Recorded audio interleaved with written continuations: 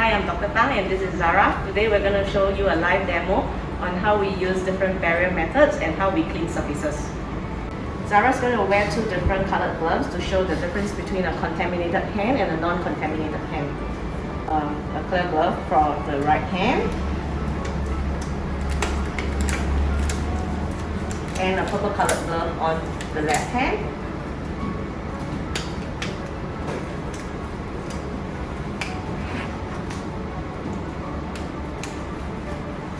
The right hand is going to be used to touch dirty surfaces, and the left hand will be the hand that opens and touches the clean surfaces. Colored glove on her dominant hand and the purple gloves on her non-dominant hand, which is her supporting hand. She will use her dominant hand to clean the contaminated surfaces and her left hand, which is a non-dominant helping hand, to open the clean surfaces. Take note of how Zara is actually positioning her hand. This is actually the correct position for nurses after they finish putting on their gloves. They should not be putting their hands behind or leaning on any surfaces because they will be touching contaminated surfaces. Zara's going to demonstrate how to wipe down surfaces. You should always wipe the surface in one single direction, and you should not repeat and overlap so that you keep the surfaces clean.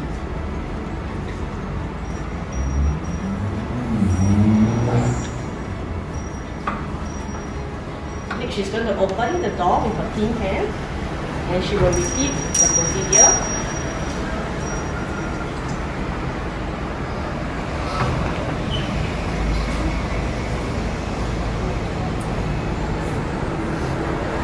Again, she's going to use the contaminated hand to wipe down in one single direction so that the surfaces remains clean. Zara's going to show us how we disinfect the room after every single patient. Once again, you can see she's wearing different colored gloves to show that her dominant hand will be used to clean the dirty surfaces, and her left hand, which is in purple, is going to be touching the clean surfaces.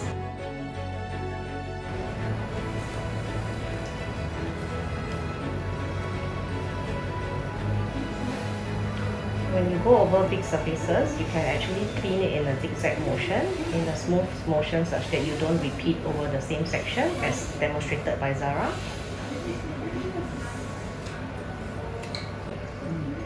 What you don't want to do is actually repeat in a haphazard manner, in a circular manner, that you don't know which surfaces you have cleaned and which surfaces you have not cleaned.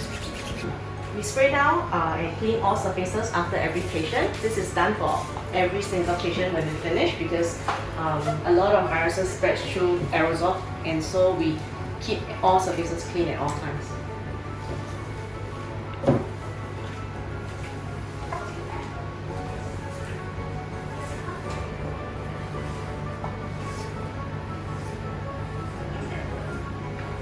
Zara is actually setting up for our new patient.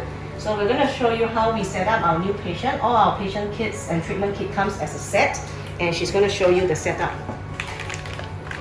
So we have a clean cup, a pair of gloves for the dentist, salivary ejector and a high back suction, and a triple shin tip, which is autoclavable, and the barrier material. She's going to demonstrate how we put on the barrier.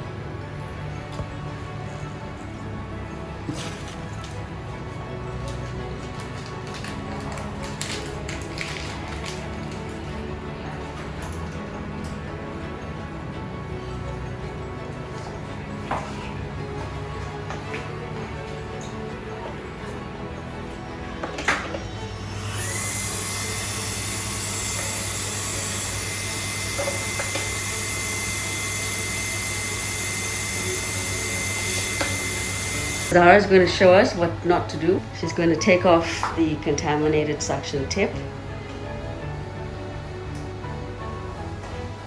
As it's disposable, we'll throw that away. Let's not see that. Just going to remove the contaminated sleeves on the hand pieces. Throw that away. So some of the things we should not do is take the phone call when the phone call comes in. Never do that. Don't play with the computer. Don't touch the mouse. Don't open the drawers.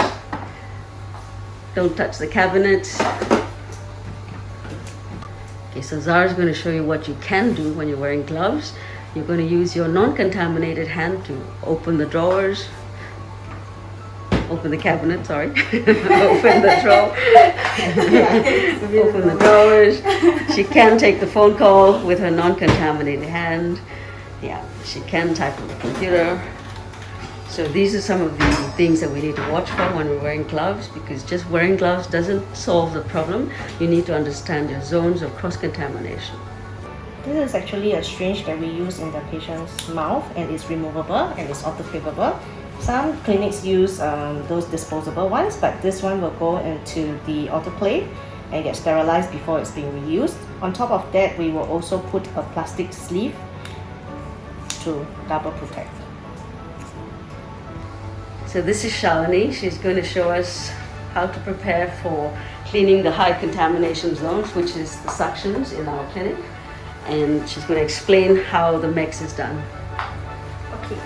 Every day we do 2 times of the suction, in the morning and evening. Sometimes if a surgery we do in the afternoon. So now I'm going to show you the method. Okay. This water under 1 liter and 2 liter. So the solution will be 1 cap. The solution will be 1 cap of this one, this cap, and hot Can I water. see the bottle of that?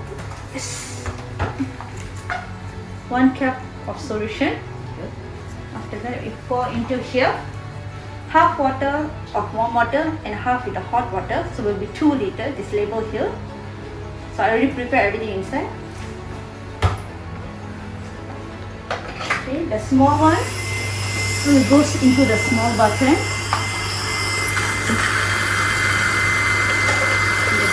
We go to the big button.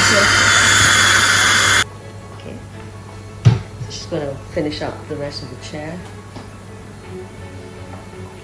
She's changed the cloth now to another one.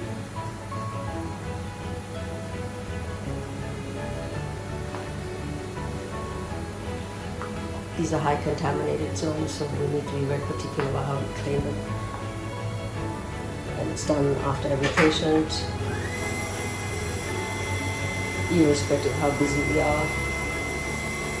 We just can't afford to transfer the cross-infection procedures should be done after every patient, and we can't afford to transfer one person's infection to the other, so we have to do it pretty much every patient.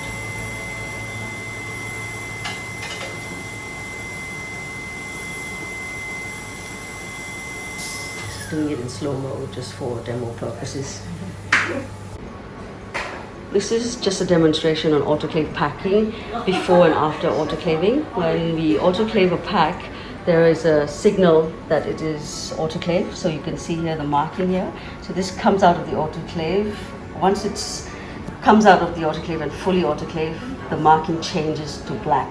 And also the pack will show you that it has a change in color.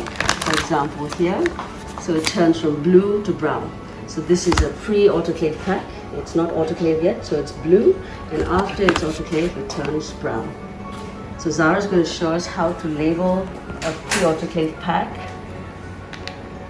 Some systems have an automatic printing system. We don't have that, but we prefer this because we can remove it and record for each patient an individual tray and an individual set. When we're about to treat a patient, we remove the autoclaved label and we stick it onto a daily list